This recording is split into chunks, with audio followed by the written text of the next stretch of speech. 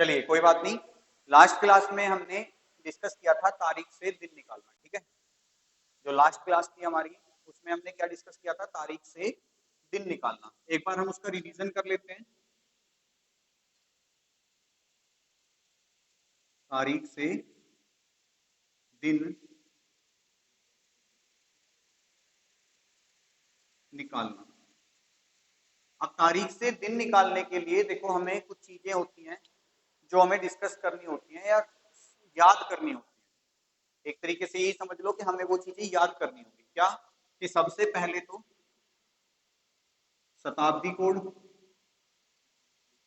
यानी कि हम कह सकते हैं इसे सेंचुरी जो कोड होते हैं उसके, ठीक है। उसके बाद हम दूसरा क्या याद करेंगे, माह कोड, यानी कि मंथ के लिए कोड जो होंगे। उसके बाद तीसरा हमें याद करना होगा दिनों के लिए कोड। तो ये तीन चीजें हमने लास्ट क्लास में पूरा डिटेल में डिस्कस की थी। आज हम केवल थोड़ा सा ओवरव्यू ले रहे हैं इनका। जैसे शताब्दी के लिए केवल हमें 4 शताब्दियां याद रखनी है, 1700, 1800, 1900 और 2000। अगर आपको देखो डिटेल में जानना है कि भाई ये कहाँ से आया कैसे आया, तो आप इसकी पिछली वीडियो देख सकते हैं। पिछली वीडियो में हमने पूरा डिटेल में डिस्कस किया था कहाँ से शताब्दी कोड आए हैं, कहाँ से हमारे मंथ कोड आए हैं, कहाँ से डे कोड आए हैं। तो 1700 का जो कोड है वो आपका कितना होगा, 5, 1800 के लिए 3, 1900 के लिए 1 और 2000 के लिए 0 शताब्दी कोड, ठीक है। तो सेंचुरी कोड 5310। इसके अलावा अगर जानना है तो लास्ट वीडियो हमने डिटेल में डिस्कस किया है, वहां से आप पूरा का पूरा सीख सकते हैं। मंथ कोड की बात करेंगे तो आपको पता है जो मंथ की संख्या होती है वो 12 होती है। तो हमारे कोड भी कितने होंगे, 12 होंगे। तो पहले 3, 336, 146, 250, 351। तो ये 12 हमारे कोड हैं। कहाँ से आए हैं, मैं फिर से वही चीज रिपीट करूंगा, कहाँ से आए हैं कैसे आए हैं। पिछली वीडियो है, लिंक डिस्क्रिप्शन में डलवा देंगे इस वीडियो के, वहां से आप इसे पूरी की पूरी समझ सकते हैं, ठीक है। तो जनवरी, आपको पता है पहला जो महीना है वो जनवरी है, दूसरा आपका फरवरी है, फिर मार्च है, अप्रैल है, मई है, जून है,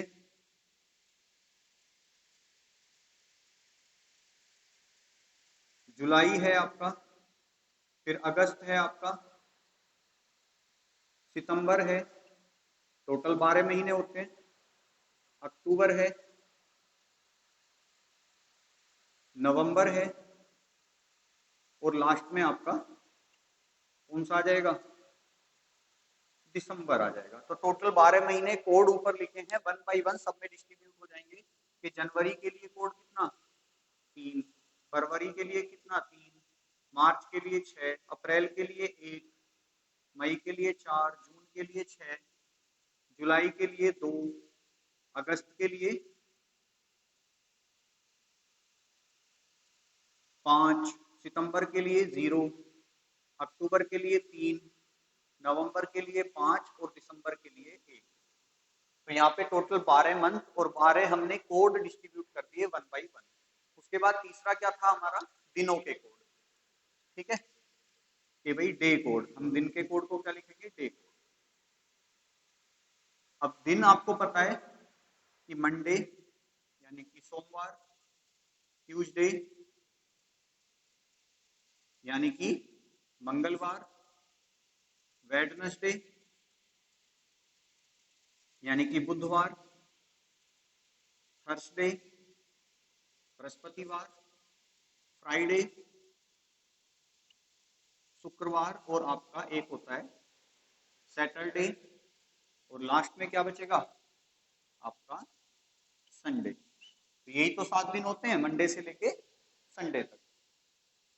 अब डे कोड में आपको देखो 1 से शुरू करना है। मंडे के लिए कोड होगा 1, ट्यूसडे के लिए कोड होगा 2, वेडनेसडे के लिए 3, थर्सडे के लिए 4, फ्राइडे के लिए 5, सैटरडे के लिए 6 और संडे के लिए 0।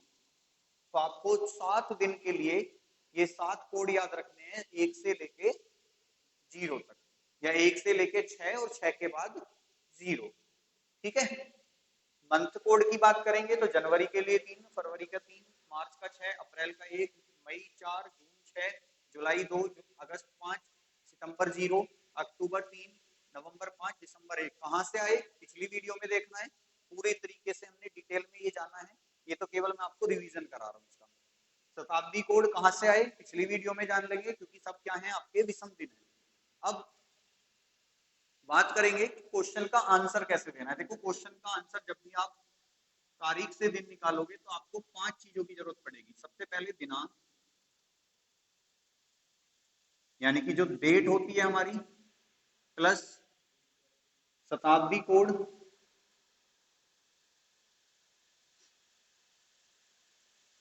ऐसे नीचे लिख लेते हैं इसके यहाँ पे, प्लस लीप वर्ष, आगे पीछे हो सकते हैं कोई दिक्कत नहीं है उससे, प्लस पिछले माह का कोड। ध्यान रखना है जो वर्ष महीना हमसे पूछा है ना, कोड कौन सा लेना है हमें, उससे पिछले माह का लेना है, और प्लस गत वर्षों की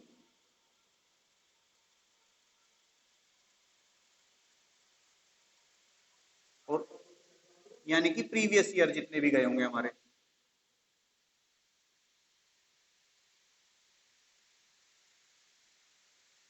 और इन सबको जोड़ के डिवाइड किससे करना है हमें, 7 से डिवाइड करना है। 7 से डिवाइड क्यों करते हैं, क्योंकि 7 दिन के बाद रिपीट हो जाता है वही दिन हमारा। ठीक है, तो ये हमारा पूरा का पूरा क्या है, फॉर्मूला है इस टाइप के क्वेश्चनों को सोल्व करने का। अब सवाल कैसे आएगा, सवाल आपसे पूछा जाएगा, देखो यहीं पे करते हैं हम सवाल को।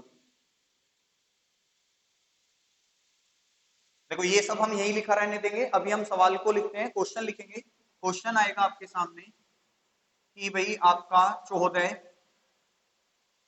मार्च 2024 को कौन सा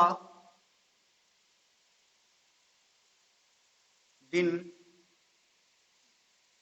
14 मार्च 2024 को कौन सा दिन होगा। और मैंने बताया था जब आप तारीख से दिन निकालोगे तो आपका जो दिन आएगा वो एग्जैक्ट वास्तविक दिन आएगा। तो जो हमारा 14 मार्च 2024 का आंसर आएगा वो हमारा एक्चुअल कैलेंडर से भी मैच होना चाहिए। अब बताओ आंसर क्या निकालेंगे। अब आप जानते हैं कि आज की तारीख है, आज का दिन है जब ये वीडियो रिकॉर्ड हो रहा है, 14 मार्च 2024 है। अब 14 मार्च 2024 आज का दिन यानी कि बृहस्पतिवार। अब हम अपने क्वेश्चन को सोल्व करेंगे कि क्या सोल्व करने के बाद हमारा आंसर इसके अकॉर्डिंग बृहस्पतिवार आ रहा है या नहीं आ रहा है। सोल्व करिए। ठीक है, अब देखो आपको पता है, आपसे पूछा है 14 मार्च 2024 को कौन सा दिन होगा। सोल्व कैसे करेंगे, इसके अकॉर्डिंग। अब तारीख कितनी है भाई, दिनांक क्या होती है, तारीख की तो होती है। तो सबसे पहले तारीख लिखेंगे हम 14, प्लस महीना कौन सा है, मार्च, इससे पिछला महीना कौन सा होता है, फरवरी। तो यानी कि पिछले माह का कोड लेना है हमें। तो पिछले माह का कोड यानी कि फरवरी का कोड कितना है, 3, प्लस उसके बाद शताब्दी कोड, शताब्दी कौन सी है, 2000, और 2000 का कोड कितना है हमारा, 0, प्लस लीप वर्ष। लीप वर्ष कुछ नहीं है, आखिरी के 2 नंबरों को 4 से डिवाइड करो तो कितना भागफल आ रहा है, 6। तो 4 छिंग 24।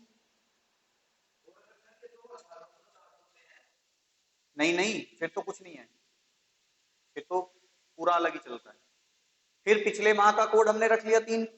अब क्या बचा, गत वर्षों की संख्या। तो 24 से जितने भी हमारे वर्ष हैं ये, इससे एक कम करो तो गत वर्ष कितने, 23, और सबको डिवाइड कर देंगे 7 से। ठीक है, अब जोड़ लो इन्हें। 14 देखो चाहो तो काट लो, इसे कट जाएगा, 7 दूनी 14 होते हैं, लेकिन तुम पूरे को जोड़ लो, चाहे 23 है 29, 29 और 3 32, 32 10 42 और 4 46/7, और 7 छिंग 42, शेष कितना बचा, 4। 4 क्या आ गए हमारे, विषम दिन। या शेषफल भी कह सकते हो, तो जो शेषफल होता है कैलेंडर की भाषा में हम उसे क्या कहते हैं, विषम दिन बोलते हैं। ठीक है, अब 4 हमारा कौन से नंबर पे आता है, पहला, दूसरा, तीसरा, चौथा, तो चौथे नंबर पे क्या है हमारा, थर्सडे, यानी कि आज का जो दिन है, और आप कैलेंडर में भी देख सकते हैं आज का दिन क्या है हमारा, बृहस्पतिवार। तो जो हमसे पूछा गया है एग्जैक्ट हमारा वही दिन निकल के आ रहा है, और मैंने बताया था कि ये जो टॉपिक होता है ये हमारे वास्तविक दिन को रिप्रेजेंट करता है। तो 14 मार्च 2024 को बृहस्पतिवार है और आज का ही दिन है ये हमारा। ठीक है, चीजें क्लियर, कोई डाउट, क्वेश्चन? नेक्स्ट, हटा दो इसे। अब आप बताएंगे, यहीं पे लिखता हूं मैं दूसरा क्वेश्चन भी। 15 अगस्त 1947 को कौन सा दिन था, यहाँ पे होगा नहीं आएगा, कौन सा दिन था। देखो कह रहा है 15 अगस्त 1947 को कौन सा दिन था, तो सबसे पहले तारीख, अब जल्दी जल्दी करेंगे। देखो 15 तारीख, अगस्त से पहले कौन सा महीना, जुलाई, जुलाई का कोड कितना, 2,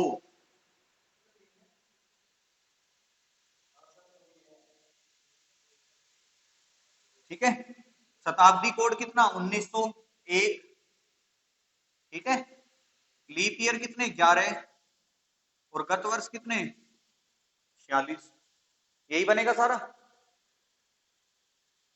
डिवाइड किससे करना है, 7 से।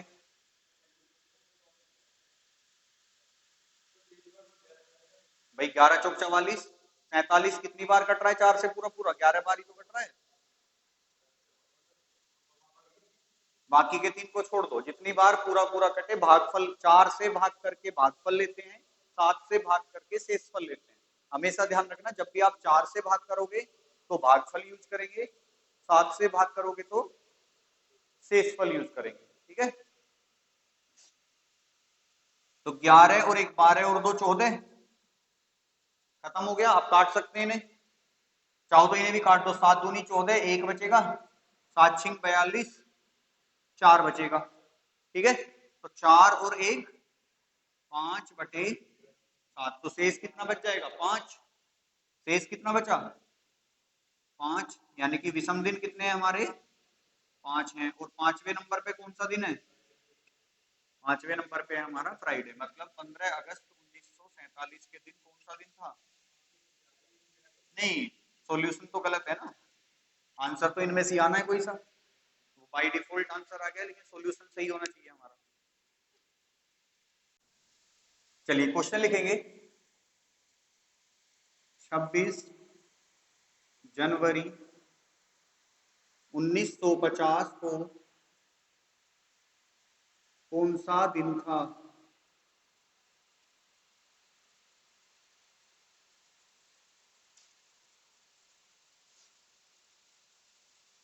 बताओ जल्दी से, फटाफट आंसर देना है।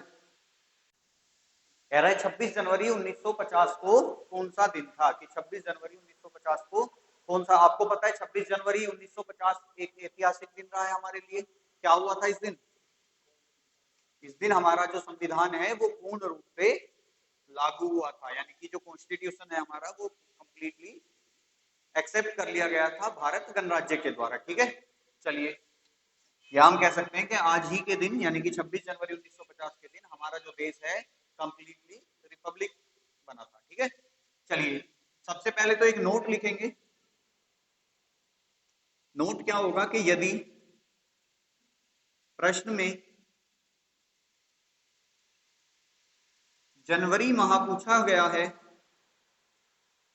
जनवरी माह पूछा गया है, तो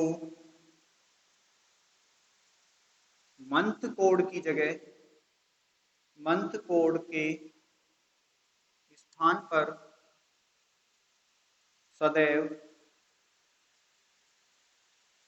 0 का प्रयोग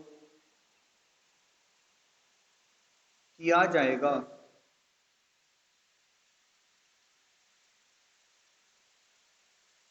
ठीक है, सबसे पहली बात ध्यान रखनी है कि अगर आपसे प्रश्न में जनवरी के बारे में पूछा गया है, कि जैसे हमारे क्वेश्चन में भी क्या है, जनवरी पूछी गई है कि 26 जनवरी 1950 को कौन सा दिन है, तो ध्यान रखना है हमेशा जब भी जनवरी वाली कंडीशन आएगी तो मंथ कोड के स्थान पर हम क्या रखेंगे, हमेशा 0 रखेंगे। क्यों रखेंगे? क्योंकि आपको पता है जब हम क्वेश्चन सोल्व करते हैं तो हम लास्ट मंथ का कोड लेते हैं,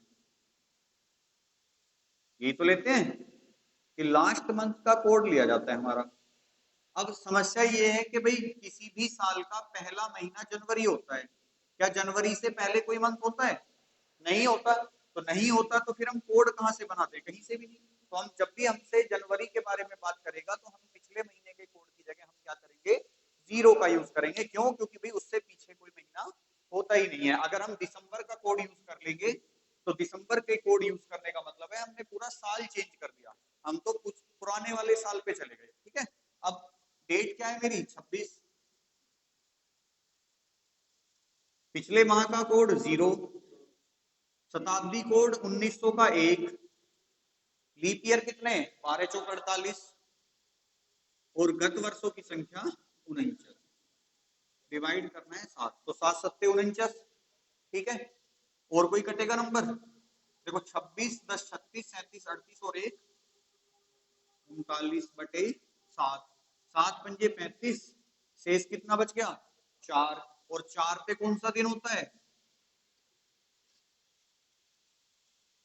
थर्सडे। तो बात क्लियर है, आ जाएंगी चीजें समझ में कैसे निकालना है। स्टेप बाय स्टेप हमें केवल 5 चीजें रखनी है और आंसर सामने आएगा हमारे। नेक्स्ट क्वेश्चन लिखेंगे,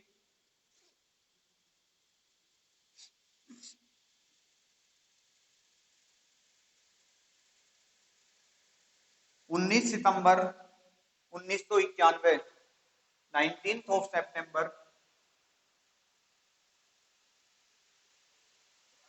91 को कौन सा दिन था? अब देखिए सबसे पहले हमसे पूछा है 19 सितंबर 1991 को कौन सा दिन था, तो तारीख कितनी 19, पिछले माह का कोड कौन सा आएगा, अगस्त आएगा, 5 आ जाएगा, शताब्दी कोड 1, लीप वर्ष 22 और गत वर्ष 90। और 19 90 और 1 कितने होते हैं, 90 और 1,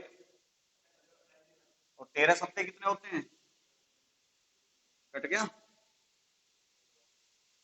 22 और 10 32 और 9 41 होते हैं, ना कि 42 होते हैं। हाँ तो 22, अच्छा एक ये मैंने इससे काट लिया, चलो कोई बात नहीं है, 22 10 32 और 9 41 और 5 46 बटे, शेष कितना बचेगा 4, और 4 पे कौन सा दिन है, कर लोगे?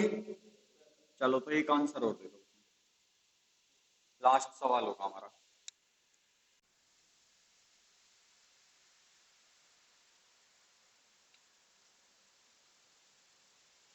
क्वेश्चन लिखेंगे 16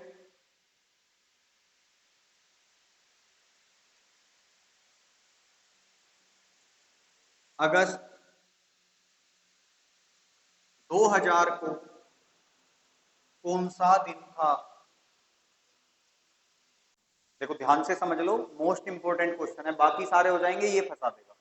अगर आपसे सेंचुरी के बारे में ही पूछा जाए, क्योंकि आप जानते हैं 2000 क्या है, सेंचुरी है, शताब्दी है। ठीक है, तो जब भी आपसे कोई शताब्दी पूछी जाए तो हमें जो डाटा उठाना है सारा का सारा प्रीवियस सेंचुरी का उठाना है, मतलब पिछले 100 सालों का डाटा उठाएंगे हम सारा का सारा। ठीक है, अब कैसे उठाएंगे, तारीख कितनी है, अब तारीख तो यही रहेगी, देखो तारीख यही रहेगी, पिछले माह का कोड भी ऐसा ही रहेगा। तो अगस्त से पहले कौन सा महीना आता है, जुलाई, जुलाई का कोड कितना है 2, प्लस अब क्या आएगा शताब्दी, अब 2000 से पहले कौन सी शताब्दी होगी 1900, और 1900 का कोड कितना होता है 1, प्लस अब मुझे बताओ 1900 से लेके कहां तक 2000 तक कितने लीप वर्ष आए होंगे? अच्छा, ये 100 साल है कि नहीं? और 100 साल में कितने आते हैं? या तो 24 आते हैं या 25, लेकिन यहाँ पे 2000 खुद एक लीप वर्ष है, तो कितने आएंगे? 25 आएंगे। ठीक है, तो लीप वर्ष कितने? 25। और गत वर्ष कितने? 2000 से एक कम करेंगे 1999, यानी कि 99 आ जाएंगे, और बटे 7।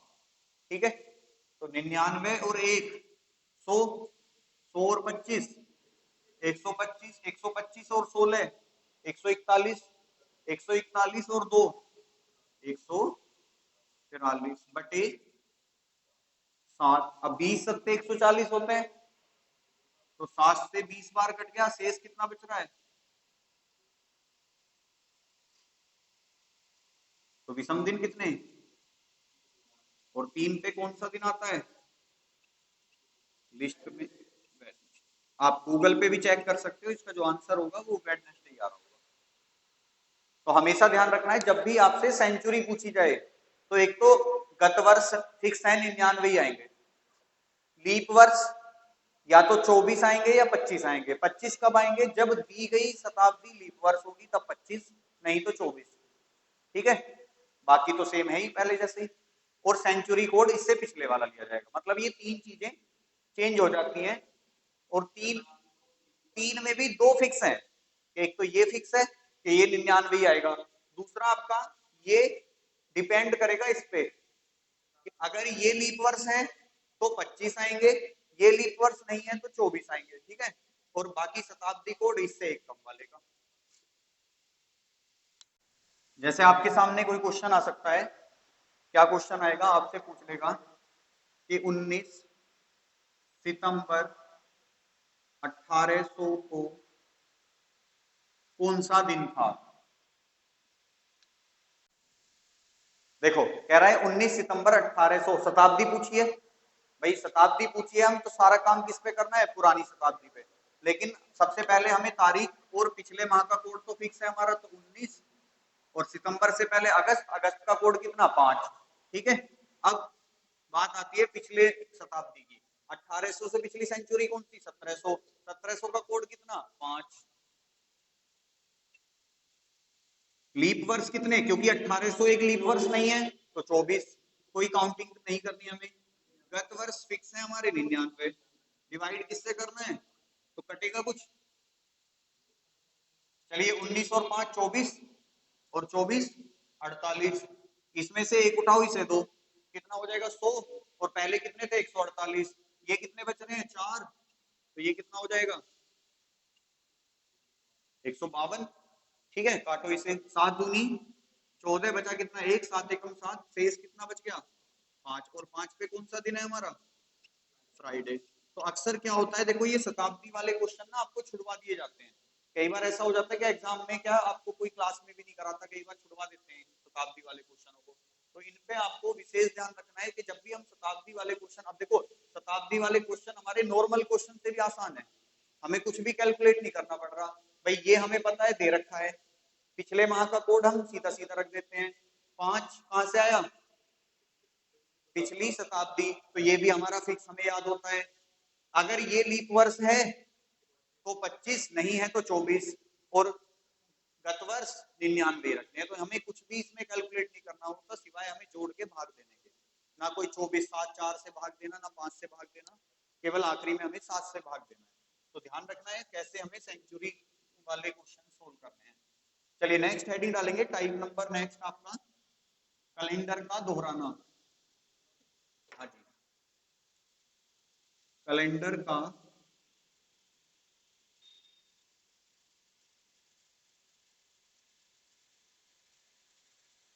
दोहराना, यानी कि ये बनेगा आपका रिपीटेशन ऑफ कैलेंडर।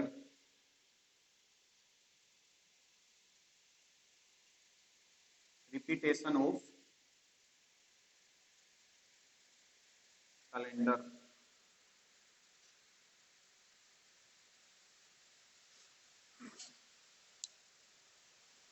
दोहराने से मतलब क्या है कि जैसे अभी आप कोई कैलेंडर घर में यूज कर रहे हो, क्या इस कैलेंडर को हम भविष्य में यूज कर सकते हैं?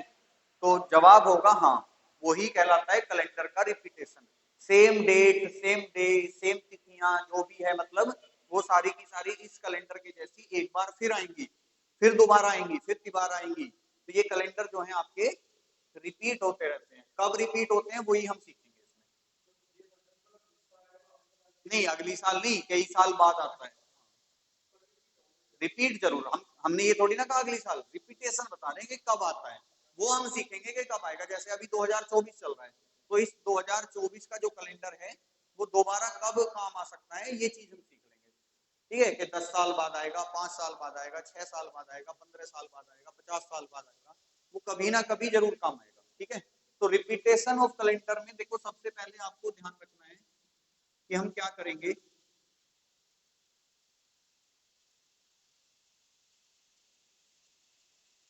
ठीक है, हम क्या करेंगे इसमें कि दिए गए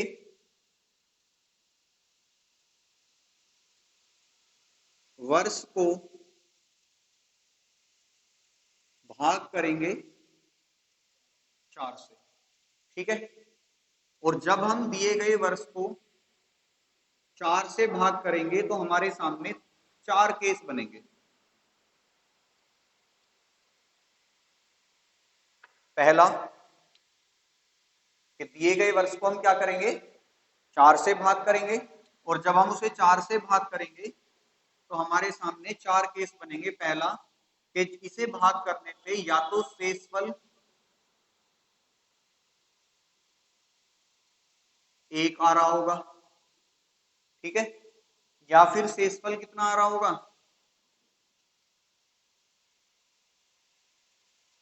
2 आ रहा होगा। ठीक है, या शेषफल क्या आ रहा होगा, 3 आ रहा होगा, या फिर शेषफल कितना आ रहा होगा, 0 आएगा। ठीक है, क्यों? क्योंकि अगर हम किसी संख्या को 4 से भाग कर रहे हैं तो शेषफल हमेशा 4 से कम ही रहेगा। या तो 1 रहेगा, या 2 रहेगा, या 3 रहेगा, या फिर कुछ भी नहीं रहेगा। ऐसा नहीं है कि शेषफल 5 बच जाएगा, 6 बच जाएगा। हमेशा जिस संख्या से हम भाग देते हैं ना, शेषफल हमेशा उससे एक कम ही रहता है, या फिर कुछ नहीं रहता है। ठीक है, अब आप कहोगे कि जी दिए गए वर्ष को 4 से भाग करके शेषफल, देखो सबसे पहले तो हम पूरे कैलेंडर में जब भी किसी वर्ष को 4 से भाग करते हैं ना, तो हम भागफल यूज करते थे। लेकिन इस केस में आपको थोड़ा सा उल्टा करना है, कि 4 से भाग करके आपको क्या यूज करना है, शेषफल यूज करना है। ठीक है, अब 4 से सपोज करो आपने भाग करा, शेषफल कितना आया, 1, दूसरा क्या आ सकता है, 2, तीसरा क्या आ सकता है, 3, चौथा क्या आ सकता है, 0। अब करेंगे क्या, अगर शेषफल 1 आ रहा है तो आप दिए गए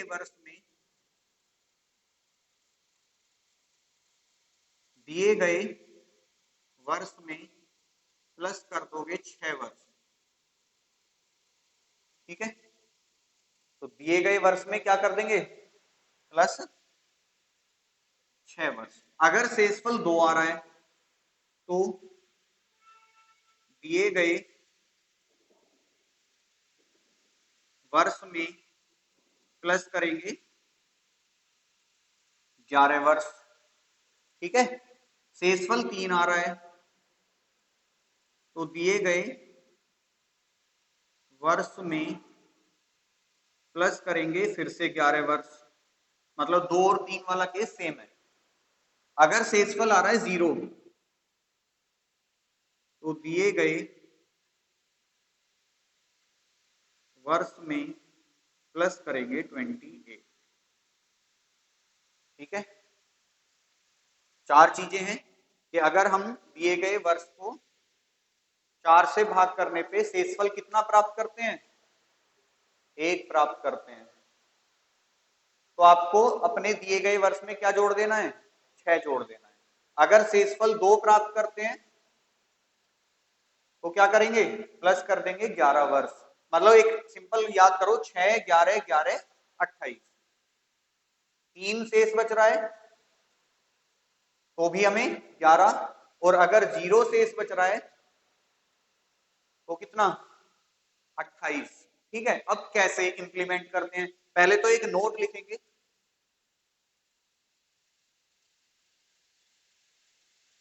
नोट है ये 2000 प्लस का। पहला नोट कि कोई भी साधारण वर्ष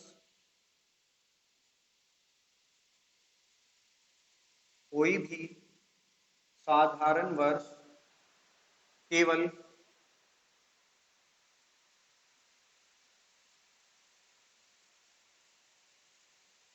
साधारण वर्ष में ही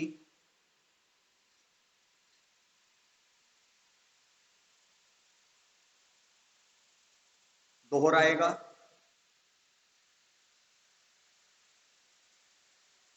ठीक है। और नोट नंबर 2 है आपका, कोई भी लीप वर्ष केवल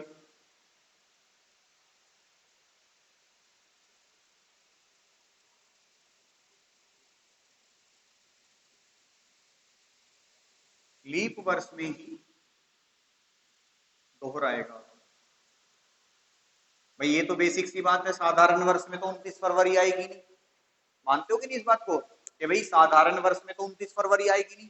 तो जो लीप वर्ष होते हैं वो लीप वर्ष में दोहराते हैं, जो साधारण वर्ष होते हैं वो साधारण वर्ष में। ऐसा तो है नहीं कि 2023 का कैलेंडर 2028 में रिपीट हो जाएगा, नहीं हो पाएगा। क्यों नहीं हो पाएगा? क्यों? क्योंकि 23 में लीप वर्ष है नहीं, 28 में लीप वर्ष है। तो इसमें 28 फरवरी होगी, उसमें 29 फरवरी होगी, तो ये चीज तो रिपीट हो नहीं सकती। मानते हो कि नहीं इस बात को?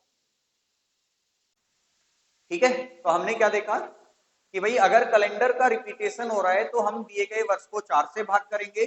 4 से भाग करने पे शेषफल 1 आएगा तो दिए गए वर्ष में 6 प्लस करेंगे। शेषफल 2 आएगा तो दिए गए वर्ष में 11 प्लस करेंगे। शेषफल 3 आएगा तो दिए गए वर्ष में 11 फिर से प्लस करना है, मतलब ये दो जगह सेम है। और अगर शेषफल 0 आ रहा है तो दिए गए वर्ष में हम 28 ऐड करेंगे। एक स्पेशल नोट याद करेंगे कि कोई भी साधारण वर्ष केवल साधारण वर्ष में ही रिपीट होता है और कोई भी लीप वर्ष केवल लीप वर्ष में ही रिपीट होता है। ऐसा क्यों है, इसकी कंडीशन हम आगे जानेंगे। ठीक है। इसके क्वेश्चन अब करेंगे हम। जैसे आपके सामने क्वेश्चन क्या आएगा, क्वेश्चन देखो मैं यहीं पे करा देता हूं क्योंकि ये चीज काम आएगी हमें। क्वेश्चन आपके सामने आएगा कि वर्ष 2017 का कैलेंडर दोबारा कब दोहराएगा। अभी एक दो क्वेश्चन हम ऐसे ही करेंगे, फिर हम इसे हटा देंगे सारे को। तो पूछ रहा है कि वर्ष 2017 का कैलेंडर दोबारा कब दोहराएगा, क्वेश्चन है हमारा।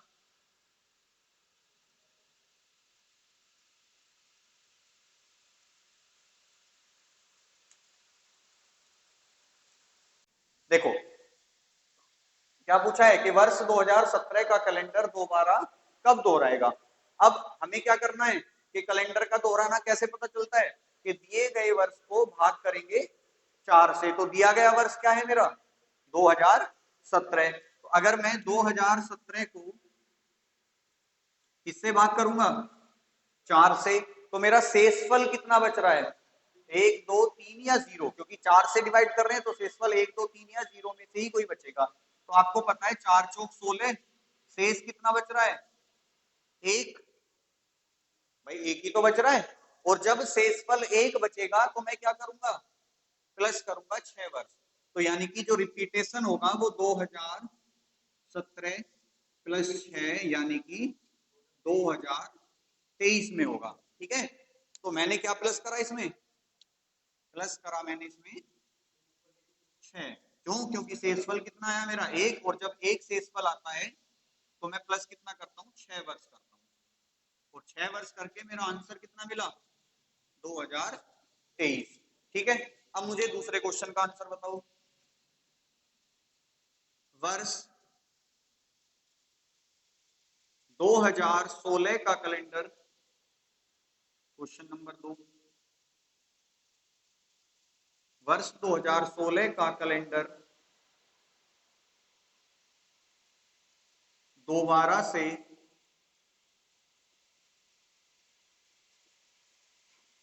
कब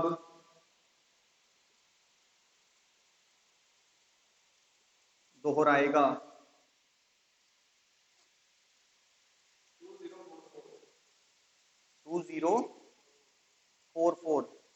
2044। कैसे पता चलेगा कि दिए गए वर्ष को 4 से भाग करना है, तो 2016 को जब मैं 4 से भाग करूंगा तो शेषफल कितना बच रहा है, 0 बच रहा है, और 0 बचेगा तो प्लस क्या करेंगे 28, तो 2016 प्लस 28 कितना हो जाएगा 2044। तो 2016 का कैलेंडर कब रिपीट होगा 2044 में। अब आप देख रहे होंगे कि 2017 एक साधारण वर्ष था, हाँ कि नहीं, कि 2017 एक साधारण वर्ष था, तो उसका रिपीटेशन भी किसमें हुआ, साधारण वर्ष 2023 में। 2016 क्या है, लीप वर्ष है, क्योंकि 4 से पूरा पूरा कट रहा है, उसका रिपीटेशन भी कब हो रहा है 2044, 4 का मल्टीपल 11 चौक 44 है, तो जो लीप वर्ष है उनका रिपीटेशन लीप वर्ष में होगा, जो साधारण वर्ष है उसका रिपीटेशन साधारण वर्ष में होगा। लेकिन क्वेश्चन लिखेंगे नेक्स्ट, वर्ष वर्ष, और ये इंपॉर्टेंट क्वेश्चन है, वर्ष 1872 का कैलेंडर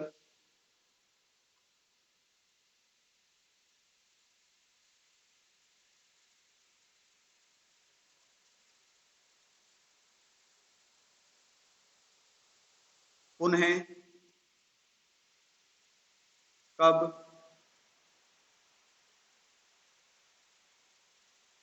दोहराएगा, कि वर्ष 1872 का कैलेंडर पुनः कब दोहराएगा। इंपॉर्टेंट क्वेश्चन है, मैंने पहले बताया था, इस बात का विशेष ध्यान रखना।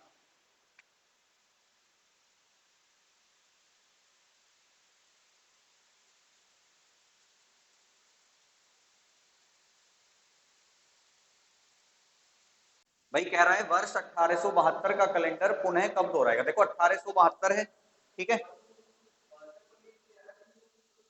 1872 को मुझे 4 से डिवाइड करना है, ठीक है, 4 से डिवाइड किया, शेषफल कितना बचा 0। क्यों बचा, क्योंकि जो 72 है वो एक लीप वर्ष है, और जब शेष 0 बचता है तो क्या करते हैं प्लस करते हैं 28, तो भाई 1872 प्लस 28 बराबर कितना 1900। लेकिन समस्या क्या आई, हमें अभी थोड़ी देर पहले एक नोट लिखवाया गया था कि कोई भी लीप वर्ष केवल लीप वर्ष में ही दोहराएगा। अब ये 1872 लीप वर्ष है, लेकिन 1900 लीप वर्ष नहीं है, तो यानी कि ये गलत हो गया, और गलत हो गया तो सही कैसे करें, ये भी तो समस्या है। तो इसके लिए एक और नोट लिखो, कहां लिखें, यहीं लिख लो इसमें, यदि 28 जोड़ने पर मिलने वाला वर्ष,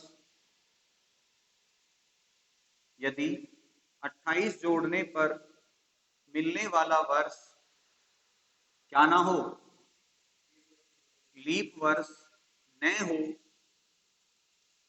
तो दिए गए वर्ष में, तो दिए गए वर्ष में 40 जोड़कर उत्तर प्राप्त कर सकते हैं, ठीक है। लेकिन करना कब है, जब हमें 28 जोड़ने पर मिलने वाला वर्ष लीप वर्ष ना मिले। पहले तो हमें 28 ही जोड़ के देखना है, लेकिन ये ध्यान रखना है कि 28 जोड़ के क्या लीप वर्ष मिल रहा है, और अगर नहीं मिल रहा है तब हम चीजों को बदलेंगे।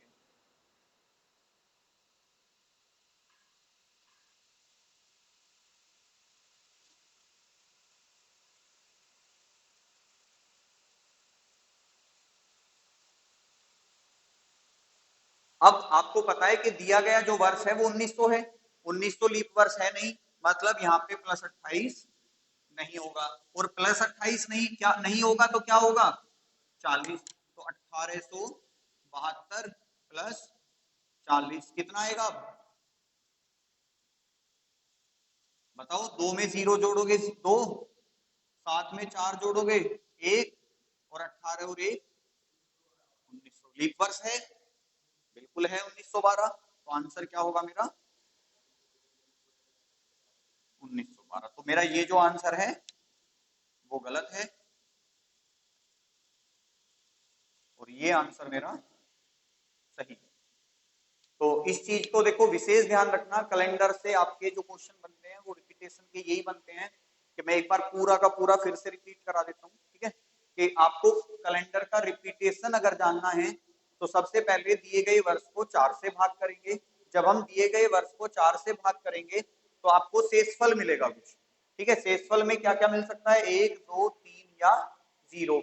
जब शेषफल 1 आएगा तो हम अपने वर्ष में कितना प्लस करेंगे, 6 प्लस करेंगे। जब शेषफल 2 आएगा तो प्लस करेंगे 11, 3 आएगा तो भी प्लस 11 करना है और जब कुछ भी नहीं शेष बचेगा तो हमें प्लस करना है 28। उसके बाद हमने एक नोट जाना था कि कोई भी साधारण वर्ष केवल साधारण वर्ष में रिपीट होता है और कोई भी लीप वर्ष केवल लीप वर्ष में रिपीट होता है। इसका रीजन वही है कि भाई साधारण वर्ष में 28 फरवरी होती है और अगर हम उसे 29 यानी कि लीप वर्ष में रिपीट कराएंगे तो फिर 29वां दिन कहां से लाएंगे। तो साधारण केवल साधारण में, लीप केवल लीप में, ठीक है। उसके बाद हमने क्वेश्चन करा था कि वर्ष 2017 का कैलेंडर कब दोहराएगा। तो 2017 को 4 से भाग करा, एक शेष बचा और एक शेष बचने पे हम प्लस करते हैं 6, तो आंसर आ गया 2023। तो सिंपल था। उसके बाद हमने एक क्वेश्चन और करा था 2016 वाला कि 2016 का कैलेंडर कब दोहराएगा। तो 2016 को जब हमने 4 से भाग करा तो शेषफल बचा था 0। तो 0 में हम प्लस करेंगे 28, तो ये बन जाएगा आपका 16 10 26 10 36 40 4 44, यानी कि 2016 का जो कैलेंडर है वो 2044 में रिपीट होगा। आप देख रहे हैं साधारण वर्ष में रिपीट हुआ, लीप वर्ष में। लेकिन कुछ केस ऐसे आते हैं जहां लीप वर्ष रिपीट नहीं होता है लीप वर्ष में, जैसे, लेकिन वो गलत हो जाता है कि 1872 का कैलेंडर पुनः कब दोहराएगा। अब 72 है, 0 बचेगा, 0 बचते ही दिमाग में आएगा 28 जोड़ना है। 28 जोड़ते ही हमें जो संख्या मिलेगी वो कौन सी मिलेगी, 1900 मिलेगी। 1900 हमारा एक लीप वर्ष नहीं है, यानी कि क्वेश्चन गलत हो गया। अब क्वेश्चन गलत हुआ तो फिर सही कैसे करें, सही करेंगे ऐसे कि अगर हमें 28 जोड़ने पर मिलने वाला वर्ष लीप वर्ष नहीं हो तो दिए गए वर्ष में हम क्या जोड़ेंगे, 40 जोड़कर उत्तर प्राप्त कर लेंगे। तो यानी कि 1872 में प्लस क्या होगा 40 और 40 जोड़ते ही क्या मिला 1912, जो कि हमारा लीप वर्ष है। तो ये था हमारा पूरा का पूरा कैलेंडर का फॉर्मेट, ठीक है। अब इससे एक एडवांस लेवल का क्वेश्चन भी आता है, वो क्या आता है उसे भी जानो। क्वेश्चन है हमारा,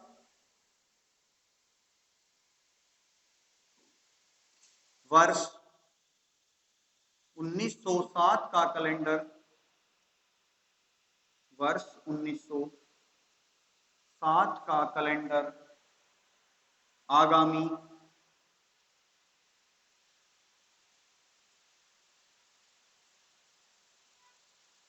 दूसरी बार कब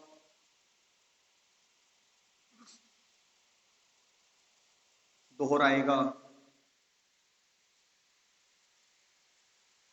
बिल्कुल बिल्कुल बिल्कुल, हाँ वो बाय डिफॉल्ट दोनों बार 11 आ गया है, लेकिन आपको क्या करना है, हर बार चेक करना है, ठीक है। जैसे कह रहा है वर्ष 1907 का कैलेंडर आगामी दूसरी बार कब दोहराएगा। आगामी तीसरी बार भी पूछ लेता है, चौथी बार भी पूछ लेता है, ठीक है। तो क्या करेंगे, सबसे पहले देखो हमें जो वर्ष दे रखा है 1907, डिवाइड किससे करना है, 4 से। 4 से डिवाइड करोगे तो शेष कितना बचेगा 3, और जब 3 शेष बचता है तो प्लस क्या करते हैं 11। तो 1907 में 11 प्लस करा तो कितना आया 1918, ये आ गया फर्स्ट टाइम रिपीटेशन, ठीक है। अब बच्चे क्या कर देते हैं कि इस 11 को मल्टीपल टाइम ऐड करते चले जाते हैं कि अच्छा यहाँ 18 है फिर इसमें 11 जोड़ दो तो दूसरी बार रिपीट हो जाएगा, लेकिन ऐसे नहीं करना है। बाई डिफॉल्ट कई बार हो जाता है कि 11 ही आ जाए, लेकिन हर बार ऐसा हो जरूरी नहीं है। हम क्या करेंगे, फिर से 1918 को 4 से भाग देंगे, ठीक है। तो 4 चौक 16, शेष कितना बचा 2। अब 2 पे भी क्या प्लस करते हैं 11 ही प्लस करते हैं, तो 1918 प्लस 11 कितना आ जाएगा 1929, ये आएगा इसका सेकंड टाइम रिपीटेशन। तो अभी क्वेश्चन में यही पूछा है, सपोज करो ये आगामी तीसरी बार होता तो तुम तो अब भी यही करते, 11 + 11 + 11, यही तो करते। लेकिन अब देखो इसमें करके 4 7 28, शेष कितना बचा? एक। और जब एक शेष बचता है तो प्लस कितना करते हैं? 6। तो 29 और 6 कितने? 1935। ये आएगा थर्ड टाइम। तो फिलहाल हमारा क्वेश्चन यहीं तक था, लेकिन तीसरी बार आ जाता तो इसका आंसर 1935 आ जाएगा। ठीक है, तो ये ध्यान रखना है आपको। और अगर 11 11 प्लस करेंगे तो कितना आएगा? 29 10 39 और 1 40 बन जाएगा वो। ठीक है, तो अलग अलग हमें हर बार डिवाइड करके देखना है। जैसे नेक्स्ट क्वेश्चन है कि वर्ष 1924 का कैलेंडर आगामी तीसरी बार कब दोहराएगा?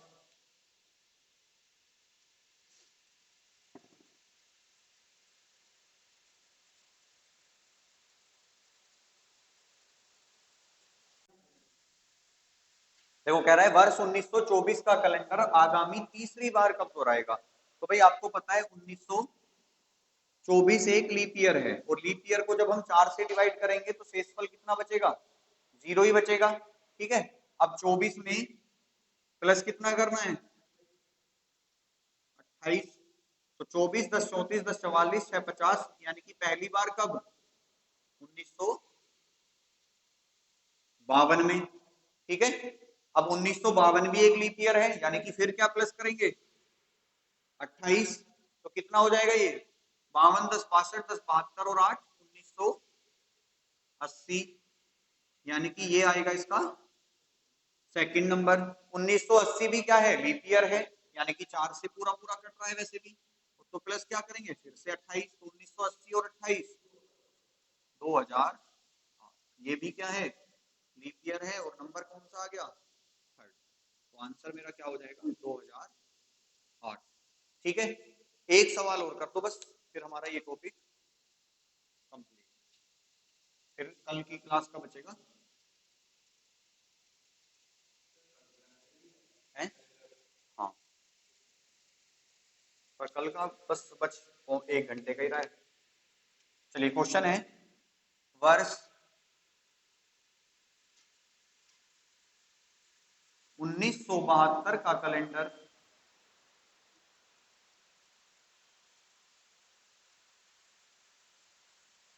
पुनः कब दोहराएगा?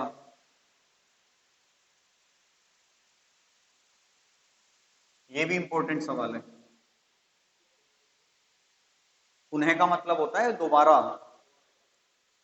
देखो कह रहा है वर्ष 1972 का कैलेंडर पुनः कब दोहराएगा। ठीक है, अब 1972 का कैलेंडर है तो 1972 को मैं किससे डिवाइड करूंगा? 4 से डिवाइड करूंगा, और 4 से डिवाइड करूंगा तो मैं देख रहा हूँ ये पूरा पूरा कट रहा है, यानी कि शेष कितना बच रहा है? 0। और जब 0 शेष बचता है तो प्लस कितना करते हैं? 28। तो 72 और 28 कितना? अब क्योंकि तुम्हें पता है कि 2001 क्या है? लीप वर्ष है, तो मेरा 28 जोड़ना कामयाब रहा। लेकिन अगर ये 2000 लीप वर्ष नहीं होता तो क्या करता? 28 की जगह 40 जोड़ते। लेकिन अभी हमें इसकी जरूरत नहीं है, क्यों? क्योंकि मिलने वाला जो वर्ष है वो खुद लीप वर्ष है। तो फिर तो कुछ और हो जाता, फिर वो साधारण वर्ष वाली कंडीशन आ जाती ना, एक शेष बच जाता। फिर तो एक शेष बचता, 6 प्लस करते 78 आ जाता। ठीक है, तो ये था हमारा आज का, दो टाइप हमने पूरे कंप्लीट करे अच्छे से। एक हमारा रिपीटेशन ऑफ कैलेंडर, और एक हमारा तारीख से दिन निकालना। ठीक है, अब तुम्हारे लिए एक होमवर्क है। होमवर्क क्या है कि आपको एक प्रश्न का आंसर देना है। प्रश्न का आंसर क्या है, या प्रश्न क्या है आपका? प्रश्न है कि यदि 16 मार्च 1917 को रविवार हो तो 16 मार्च 1939 को कौन सा दिन होगा? ठीक है, इसका आंसर आपको कमेंट बॉक्स में करना है। ये आप सभी के लिए होमवर्क है कि, क्योंकि देखो ये चीज हम पढ़ चुके हैं कैलेंडर में, ठीक है, पूरा फर्स्ट टाइप था हमारा यही। तो इसका आपको जो कमेंट है, वो आंसर जो है इसका कमेंट बॉक्स में देना है आपको। देखते हैं किस किस का आंसर सही होता है, किस किस का आंसर गलत होता है। तो 16 मार्च 1917 को रविवार हो, तो 16 मार्च 1939 को कौन सा दिन होगा?